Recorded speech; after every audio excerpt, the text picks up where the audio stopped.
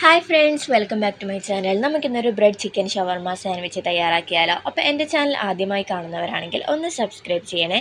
അപ്പോൾ ഇതെങ്ങനെ തയ്യാറാക്കാൻ നോക്കിയാലോ? ഞാനിതൊരു ബൗൾ എടുത്തിട്ടുണ്ട്. അതിലേക്ക് ഒരു ക്യാരറ്റ് കട്ട് ചെയ്തത് ഇട്ട് കൊടുക്കുന്നുണ്ട്. മാക്സിമം ചെറുതായി കട്ട് ചെയ്യാനായിട്ട് ശ്രമിക്കുക എല്ലാവരും.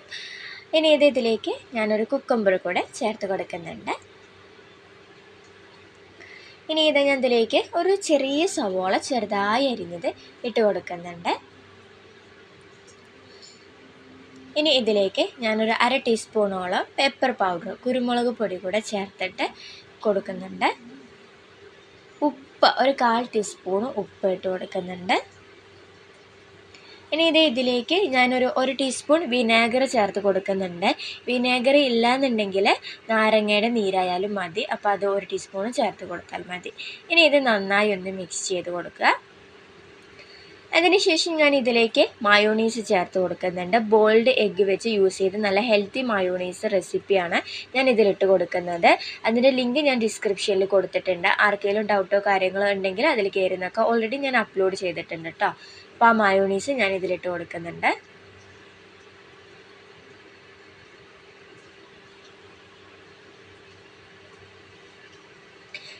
മയോണീസ് ഇട്ടതിന് ശേഷം നമുക്കിത് നന്നായി ഒന്ന് മിക്സ് ചെയ്ത് കൊടുക്കാം.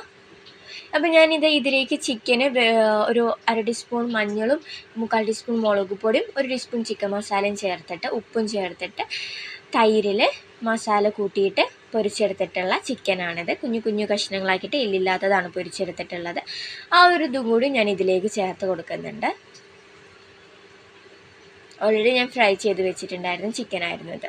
അപ്പോൾ ഇതും കൂടി ചേർത്ത് കൊടുത്തതിന് ശേഷം നന്നായി ഒന്ന് മിക്സ് ചെയ്തെടുക്കുക.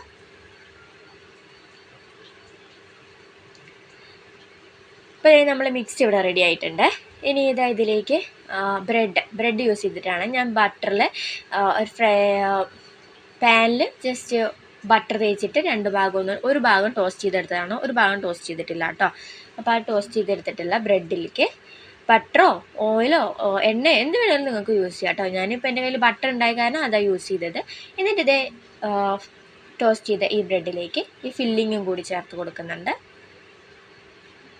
സിമ്പിളാണ് കേട്ടോ, നമുക്ക് തയ്യാറാക്കാൻ. നമുക്ക് മോർണിംഗിൽ വേണമെങ്കിലും ഡിന്നറിന് വേണമെങ്കിലും ഒക്കെ കഴിക്കാൻ പറ്റിയ നല്ലൊരു റെസിപ്പിയാണ്. നല്ല ടേസ്റ്റുമാണ്. ഓൾമോസ്റ്റ് ഷവർമയുടെ ഒരു ഫ്ലേവറാണ് ഇതിൽ നിന്ന് വരിക.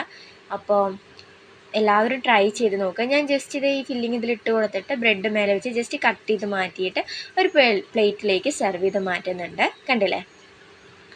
അപ്പോൾ നല്ല യമ്മിയാണ് കേട്ടോ. അപ്പോൾ എല്ലാവരും ട്രൈ ചെയ്ത് നോക്കുക. സിമ്പിളാണ് ഇത് തയ്യാറാക്കാൻ. അതേപോലെ വീഡിയോ ഇഷ്ടപ്പെട്ടാൽ സബ്സ്ക്രൈബ് ചെയ്യാൻ മറക്കരുത്. Thank you.